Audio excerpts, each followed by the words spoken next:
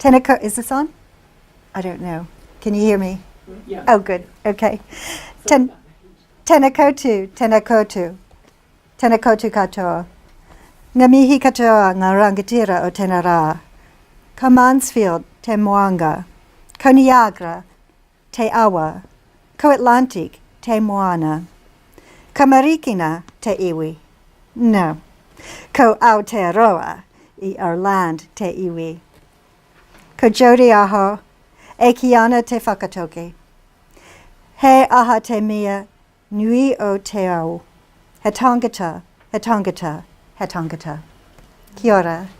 And the whakatoke about the importance of the people is indeed much of what my research and my book is about, particularly about forgotten people, and if not forgotten, then certainly often misunderstood people, people who have survived wars and either remained in their country during war, survived it and started to rebuild, or people who have resettled, which is something that New Zealand has graciously done for as long as the United States has resettled. So mostly with war-affected children and families. Forgive the notes. I'm capable as an associate professor for standing up for 3 hours. And so if I don't keep myself somewhat to notes, I'm afraid that I will easily go over. Let's see. Okay, and that's one of the first shots I took upon arrival in Wellington. As Penelope said, I was honored to be an Ian Axford Fellow for 2014 and lived on the top of the terrace and just had the most amazing time. I never thought I'd have the opportunity to return just 1 year later. And so it's just delightful. It feels like coming home. My Axford Fellowship, as Penelope has already said, provided me the opportunity to conduct in-depth research to critique the MB's new refugee resettlement strategy. At the New Zealand Refugee Education Conference in Auckland last week, I had the privilege to deliver a keynote address there and gathered again kind of as a homecoming with so many people that I knew, of teachers and the refugee coordinators for the areas in New Zealand, and some of the folks from the Ministry of Education. And I learned that the Ministry of Ed, we kind of thought last year that this was a very lofty goal, because if you're unaware, one of the goals for resettlement for children is that 85% of children who have lived in New Zealand for at least 5 years graduate with at least a level 2 certification with NCEA. And they're up to 80%. Which is just incredible and a wonderful achievement. They'll definitely make that goal.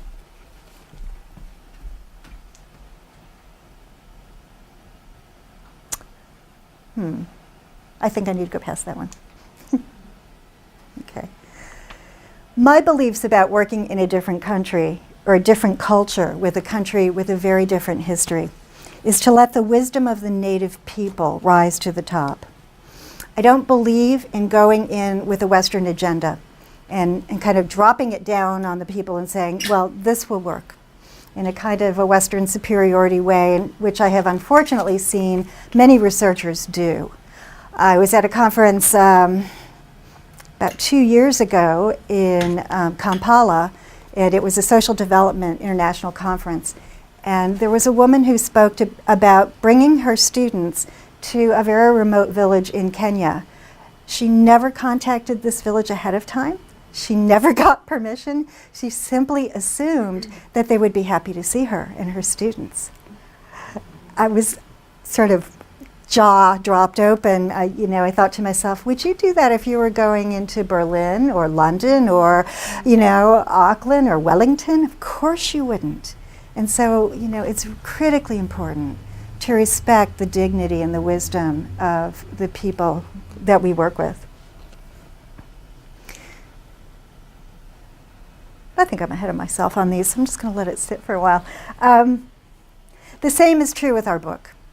I could never presume to know what it's like to live in an internally displaced persons camp with inadequate food, inadequate shelter, poor health conditions, poor education, and in great danger. I have never lived through the domestic and the sexual violence of the participants of my research in the years that I've gone to Uganda. I've never had to watch a relative be raped and killed in front of me, as some of the folks that I have spoken with have had to do. These are not my stories.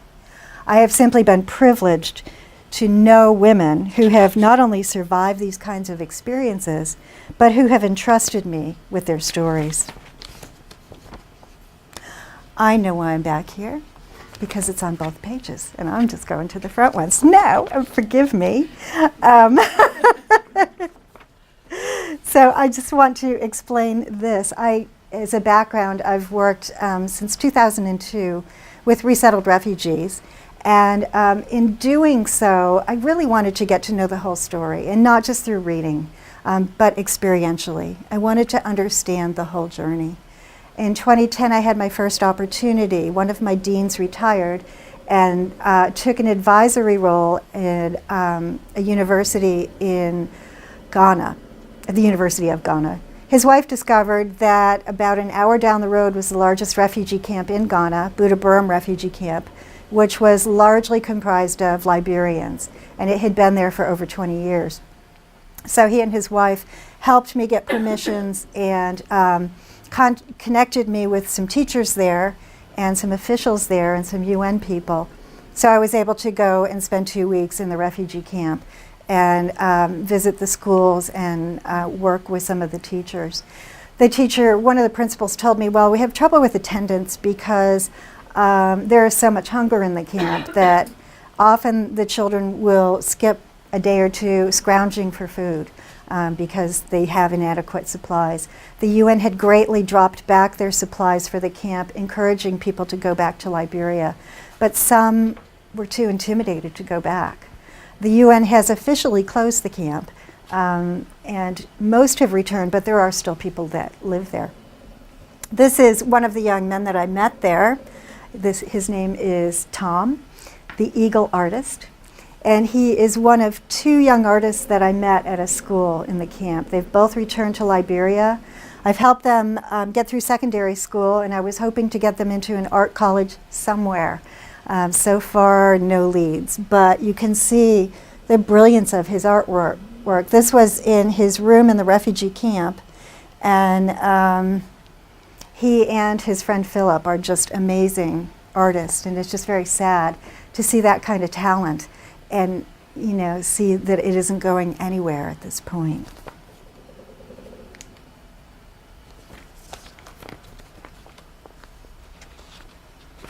These are some women at, let me remember what the name of it is.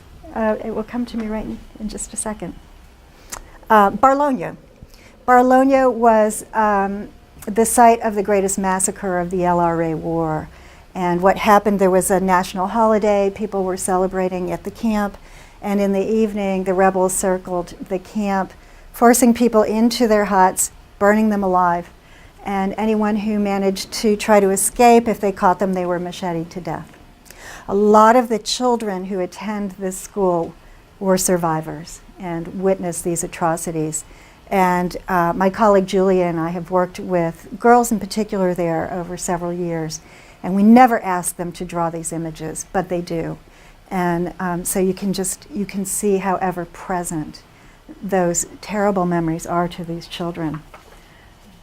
At the same time, you also see resilience. These are all war widows from Barlonya.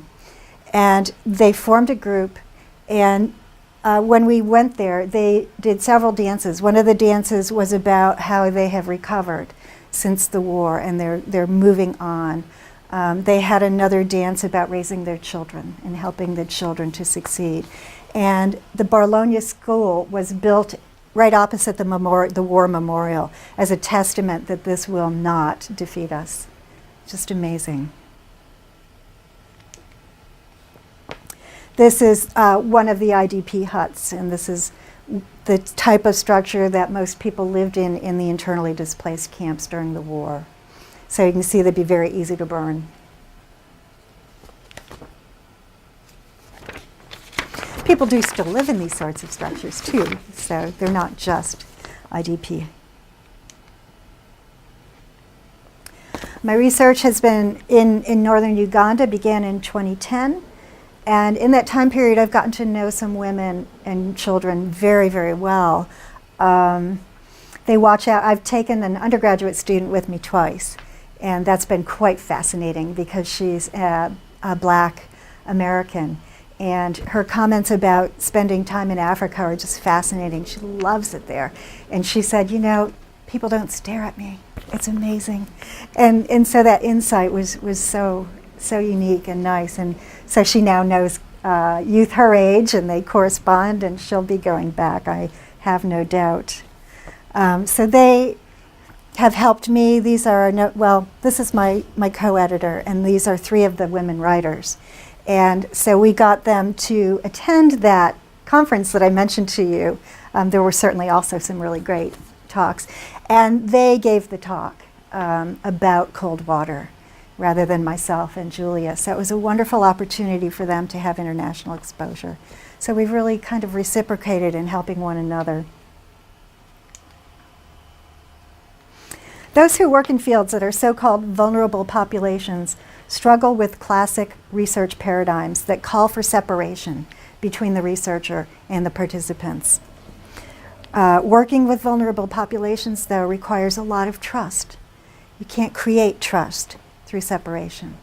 You can create it through longitudinal work. And one thing that I really noticed was, you know, the folks in Lira and Gulu and Kitgum have these researchers going in and knocking on the doors and asking for interviews, and they leave, they write their papers, they don't provide any reciprocity for the people. So they were really pretty tired of researchers.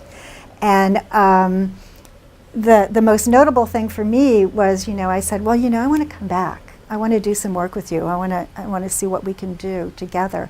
So I went back the next year, and they were surprised that I was back and welcomed me. And then as I've gone back every year, you know, we've really created close relationships. But these can, let's see. Oh no, I'm going to go back there.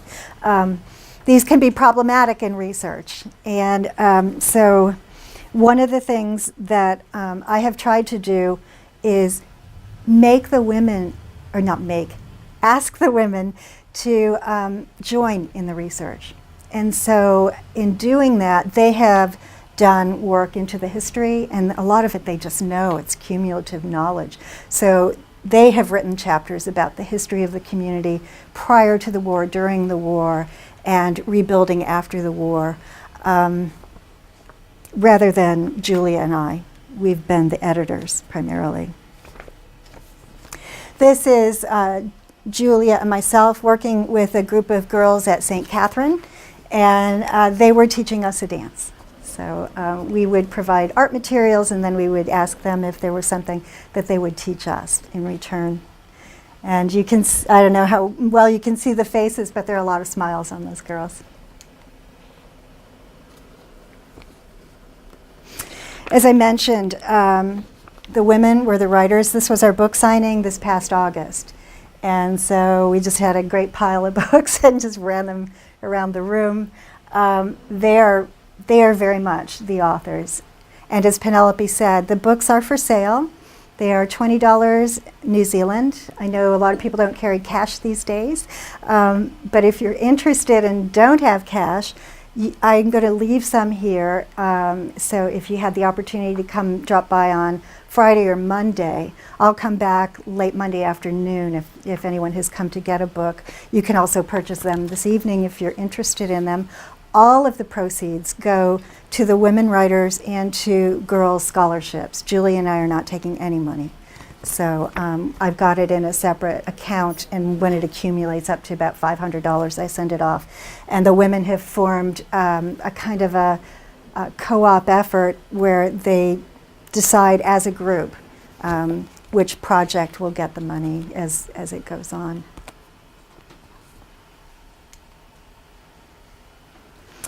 Are you familiar with Kony and the LRA war? A lot of nods. Any no's? Okay. It's a really complex history, and I don't have the time to go into the detail of it, but it really has its roots in British colonialism. When the British primarily industrialized the South, and the North, they gained military soldiers and leaders from the North, but they didn't industrialize it, so the North's a lot poorer to this day than the South. And then, you know, after independence, there were a number of military coups and military dictators. The current president is Museveni, who has been president for 30 years. They do have elections, but you know, with no term limits and the way in which politics works there, it's almost dictatorial. So anyway, during all of this confusion and corruption, Joseph Kony kind of arose in the north, in Acholi land, and claimed to have visions that God was telling him that the Acholi tribe needed to take over Uganda for Uganda to become great again. He claimed he was going according to the Ten Commandments, but was a brutally barbaric leader.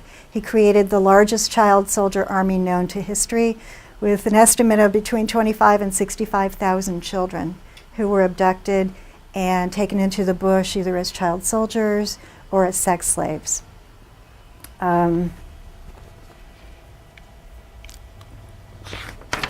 There's way more to the story, but that's kind of a short one. Nearly 2 million people in Uganda were placed into 247 IDP camps during the war. And the camps, as I mentioned, were problematic. And although they were designed supposedly to protect the people, the rebels would raid the camps and kill the adults and take the children. So it was almost a hunting ground for them. You may have also heard of the night commuters, who were children who were still living in their homes and quite often in rural villages. And they would walk miles every late afternoon, early evening into city centers or village centers where there could be near a hospital or some light. And this was an attempt to be safe from the rebels who would tend to go out into the villages to take children at night. This is the sign, as I mentioned, Barlogno. This is the memorial ground. They've now created a museum there. And all of the people, I'm trying to remember how many it was over 200. Their bones are all buried there. Celebrating at King Solomon. This is a school, and this is its leader, Eunice. She went out looking for farmland for her family. And what she discovered were people living hugely remote lives with no access to education at all. She had created earlier a group called Women Achievers, in which she and other women would go out into remote villages, encouraging families to allow their girls to stay in school. If you don't know this, because of poverty, not all the children tend to go to school. Even though there is universal primary education, the parents still need to provide a uniform, books, paper, pencils, and they're too poor to do that. So what they'll do is they'll send their son, because there's a bride price in Uganda, and the bride's family is paid. And so that encourages families to marry their daughters off very early, so that they can get whatever it is that they're going to get for their daughter and no longer have to feed her. And it's a real problem there. So, you know, her group would go out and encourage women to keep their daughters in school and explain, you know, how that could really enhance their entire family's lives. So she goes out into this area and she finds people with no access to school, and she decides, I think instead of a farm, I need to build a school here. And she doesn't have a lot of money. And So what she did, I said, well, how did you build it? And when I first went there a couple of years ago, there was just one building. Now there are these lovely new brick buildings, and it went from preschool to second grade, and it's now up to grade 6 with nearly 200 children. Started with about 30. And you wouldn't believe, they literally rolled out a red carpet for us. and did this amazing performance. The children enacted beautiful poems that they had written, and they had actions with them. They sang, they did a play, they showed us, the preschoolers did little games for us, and then we all got up and just had a great time dancing. And it was just the joy of how the community is moving along. When I went there, there wasn't a road out there, and I was amazed that the Jeep got there because it was really muddy and there was just ruts to get out there. Now there is a graded gravel road which gives the villagers access to movement, to go into Lira, and for people to get out from Lira. And so there's tremendous progress going on because of a woman like Eunice, who dedicated herself to creating this school. She said, the farmers are so poor, they couldn't give any money for it. And what she said was, okay, because brick building is a big industry. And she said, bring me a brick or two. And that's how we built the school.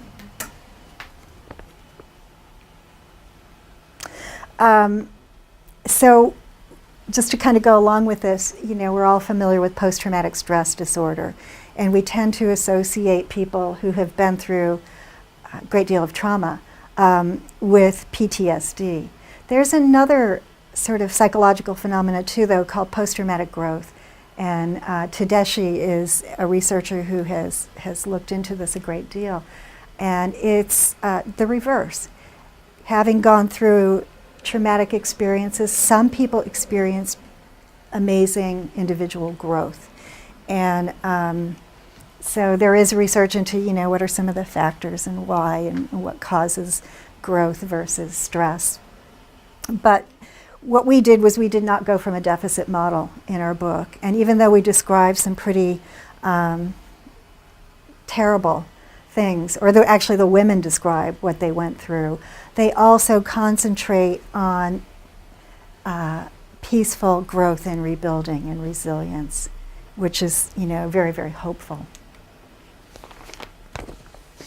Oh, so you might wonder, what am I doing for time? Okay. What is the significance of the title? I call it Cold Water. And Julia and I were on a flight home. I think it was her second time there, and we were trying to come up with a title, and we were just not happy. And then she said, I know, Cold Water. And I looked at her and I said, absolutely. And people say, cold water? So let me just read a couple of 3 paragraphs maybe to you in the introduction that will explain our title. There's a place at Karuma Falls where Kony soldiers captured the bridge, shutting off national forces from the south that fought to protect the people in the northern villages. It is heavily guarded, and no photographs are allowed of the bridge. However, the power of the Nile is stunning there, and we slowed down as we crossed in a dusty car, trying to furtively snap a few memories. On the other side, a female soldier holding a machine gun waved us off the road and glared into the car windows. I'm thirsty, she said, after a moment. Fearing that she might confiscate our cameras or prevent our travel, Julia offered the water bottle stored in her knapsack for the long drive ahead. Our 2 male African drivers gazed nervously into the rear-view mirror at us. It's hot, and I have to be here all day, the soldier said, wiping her brow.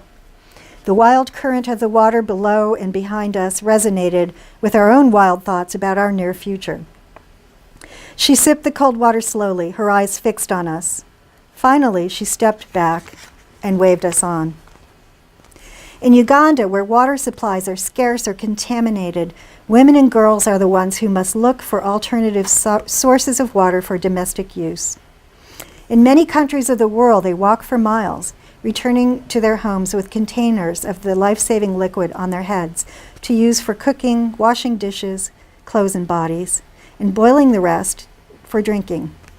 In these countries, during both war and peace, pure cold water is a precious commodity. Like the cold, refreshing water we require but barely notice in the United States, the women of Lira, Uganda have gone unnoticed. And yet, they are as essential to their society as the water they carry. So it was just a perfect metaphor for these women and how essential they are to their society. This is the most amazing school, St. Mary's in Aboki. You drive and drive and drive and drive and drive through the bush and you think, what could be out here? And then there's this big fence and no car, you can't drive your car in. And my dear friend Emma said, it's because this is a school where all the girls are the same. So if your family has a car, they cannot drive it in because that would show that you've got more money than a lot of these really poor girls in the school. It's one of the best girls' schools in Uganda, and it is also the place, the largest abduction of the LRA war. 139 girls were taken by rebels overnight, and the headmistress, Sister Alma, traipsed through mine barriers and followed the rebels, begging to get the girls back. Eventually, the rebels let 109 of the girls go, but they kept 30. And so our book contains stories by two women who had daughters who were kept by the rebels. One of them was a co-founder of the Concerned Parents Association, which became quite famous for trying to get the children back. Another chapter in the book is by Grace Achan, who was Kanzi's daughter. So we have Kanzi's chapter and Grace's chapter. And Grace talks about her escape 8 years after she was taken. She had had 2 children in the bush. Her son had died, and she escaped with an infant girl and was abandoned by the others who escaped because they were afraid that the baby would end up getting them caught again and that they might die. She survived. She went back to school. She completed her bachelor's degree in international studies, and she is currently the leader of a network of women's groups in Gulu, all of whom were former abducted women. So again, a story of amazing growth and resilience. This is from some of the workshops we did with girls, and you can see these are some of the images, the kinds of images that the girls would give us. So this is a machete slaughter. But at the same time, they also gave us photo or drawings of hope and of promise. So a house and a community and having animals. So the ability to move forward. This one within the same picture has a hut on fire and a sewing machine and clothing. The girl was studying tailoring. And again, another community photo. So we have a lot of these pictures, and they show both halves of that going on within the girls. These are pictures from Women Achievers. This was at a former IDP camp. Some of the women, and Eunice's story just talks about how some of these women were utterly desperate. And they came together in a co-op, and what they do now is, actually there was a small World Bank loan that was given to them that started their co-op called Techwao, which means under the tree, which is where they started the co-op. Beautiful, beautiful tree. So they started with a piggery project and would give, baby pigs out, and so the women would have that for income. And then they did, and I should have worn mine, paper jewelry, which is really beautiful, formed out of old magazines that they make beads into. And they also now are creating a biogas industry to heat and to cook with, because most of them just used open wood fires for their cooking. These are some of the kids at King Solomon that I showed you the dancing picture before. And it's just such a brighter place than it was when I was there 2 years ago.